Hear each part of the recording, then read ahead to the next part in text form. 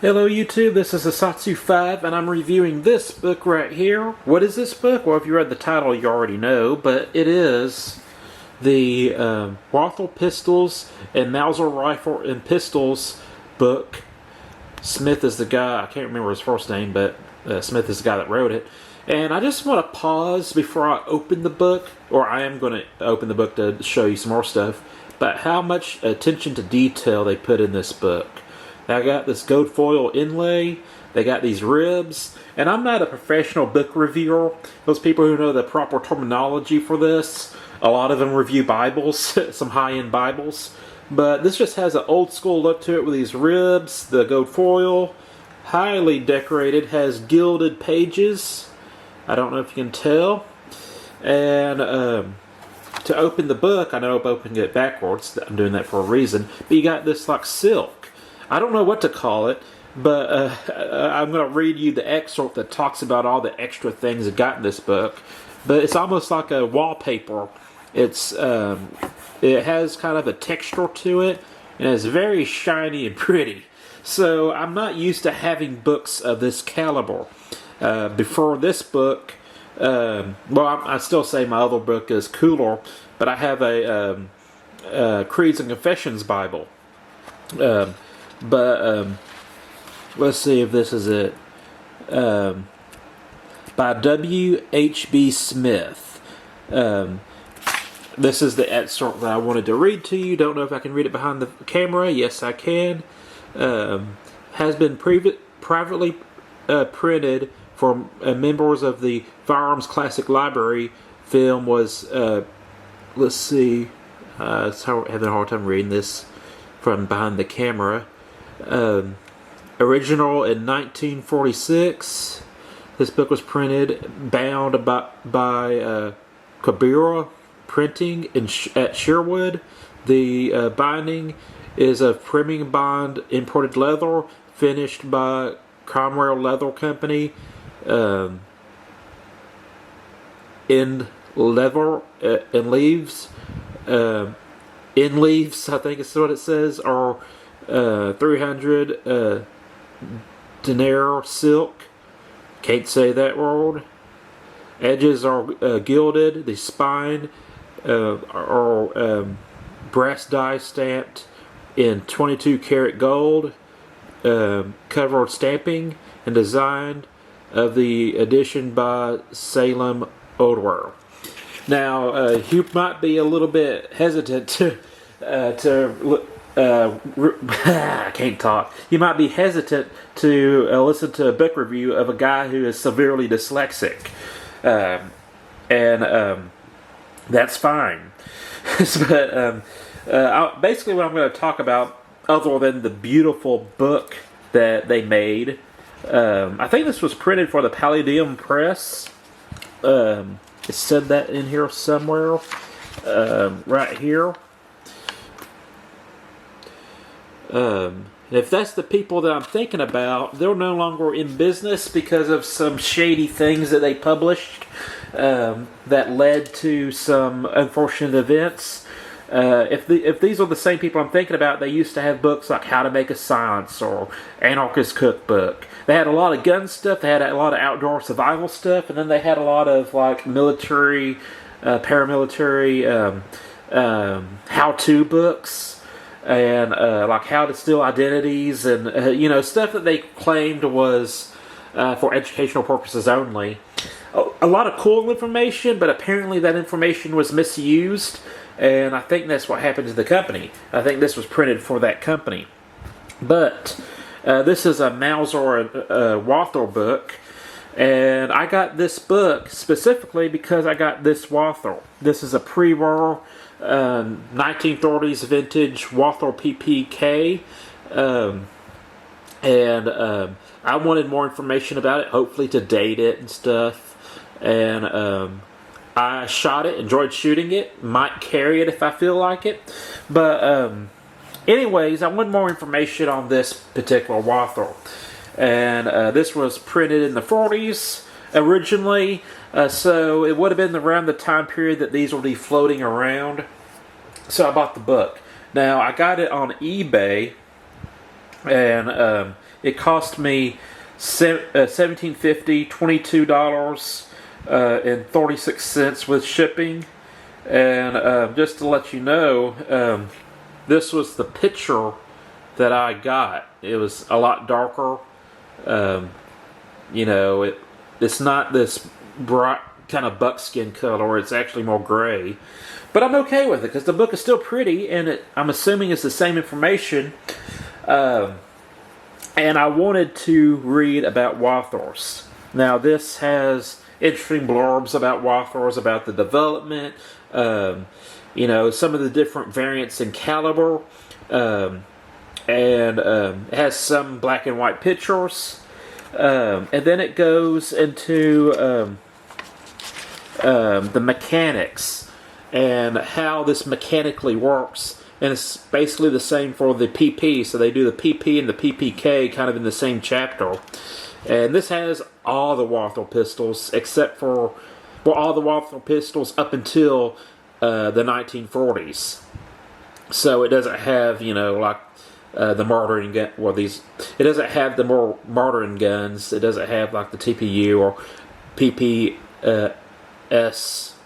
So these are all basically the really early guns, and it goes into great detail about how the mechanics work.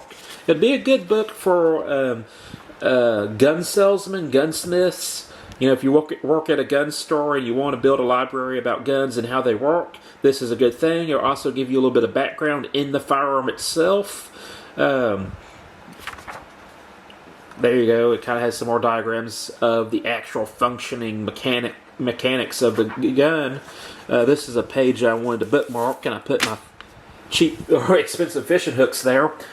But has a lot of cool information in it, but it didn't have the information that I wanted. I wanted serial number ranges. I wanted different markings. Different variants of the same gun. So I wanted to know like what era this was, even though I know it's 1930s. I want to know like if it's 1946, is it 1930, is it 1939? I want to know if in the 40s when did the quality control start to go down because of the effects of the war. I want to know that kind of information. And this isn't necessarily a gun collector's book in that respect. But it does have a lot of core information, including this right here. This is a barrel insert that you put in the barrel. You disassemble it, put it in the barrel. I'm not going to do it right now because this gun is a little bit difficult to reassemble behind the tripod. But you put the barrel in the this barrel insert into the barrel, and then you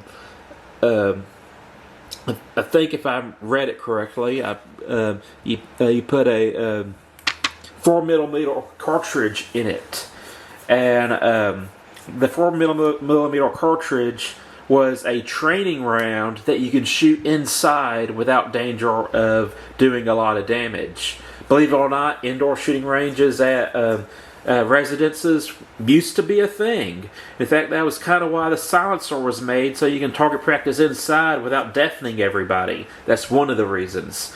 But back in the day, basements kind of acted like gun ranges in certain areas. So this was a accessory that was made for the Walther PPK, so you can shoot 4mm cartridges, which I think is no longer in production. I don't even know how you can get them. And it wasn't even powerful enough to work the slide. By the way, this gun is unloaded.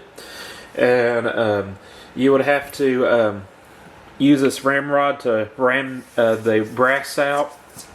And then and I think it also came with a magazine. I think I read that in there. Probably should have brushed up on this. I read this about 3 days ago. But anyways, there was a little target accessory, and I thought that was so cool, and I was like, man, that'd be cool if they made the same thing, but in .22. But, obviously one of the variants of this gun was a .22 caliber. That's not a mortaring thing. That back in the 30s and 40s, they had .22 versions of these. So, anyways, I thought it'd be cool if you could do it like the Glock or Arrow-15 or whatever, and put a 22 barrel insert in there with a 22 magazine and actually shoot the gun as a training gun in 22. But apparently that accessory never existed. But it has kind of the parts list. And I think that's the end of this chapter. Oh, yeah, that's the P38. But yeah, a lot of cool stuff in there, but not quite what I was expecting. But if you want to read about the C96 broomstick Mauser, wow, you got quite a bit of information there. Several pages on the broomstick Mauser. And also, the Mauser thing I didn't really read.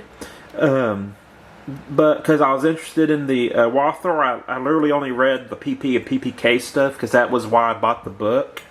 But I was flipping through the Mauser section, and they have some cool 25s, and apparently Mauser made Lugers and other guns. I don't know what page that's on, but it's cool. This is kind of a Walther-inspired Mauser, I think. But they had a section on non-Walther design guns that Walther produced during the war effort for the Nazis. As unfortunate as that is, that's just part of the territory with German guns. But yeah, I'm basically reviewing this from the perspective of a PPK guy wanting to learn more about PPKs, the collectible variances. But I learned more about the mechanical action of the gun and how it mechanically worked. So I would say if you're a gun collector, or not a gun collector, but a gun salesman, if you deal with gunsmithing or selling guns and you want a background on that, I would say this is a cool book. I'm definitely not disappointed in the book, considering all the extra effort they made in beautifying the book. And it only cost me $22. It's a beautiful book with those gilded edges and border wallpaper type stuff. But that's it. That's the review.